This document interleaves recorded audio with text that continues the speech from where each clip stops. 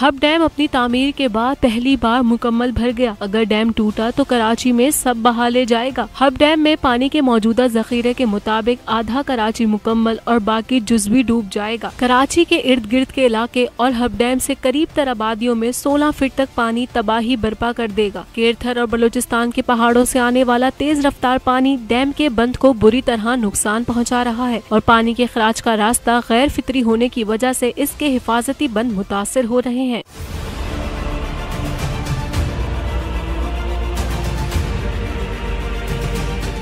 माहिरीन के मुताबिक सूरत हाल अब तक कंट्रोल में है, लेकिन अगर बलूचिस्तान में बारिशों का नया स्पेल भी इस शिद्दत से आया तो हब डैम टूट सकता है। दूसरी जानिब सूरत हाल से निमटने के लिए सूबाई और शहरी हुकूमत खतरा कुदरती तौर पर टल जाने के मुंतजिर है। न ही हंगामी हालात के लिए कोई मनसूबा बंदी की जा रही है और न ही शहर की नवाही और कच्ची आबादियों को इस सिलसिले में जहनी तौर पर तैयार किया जा रहा है। याद रहे, महकमा मौसमियात ने खबरदार किया हुआ है कि रवा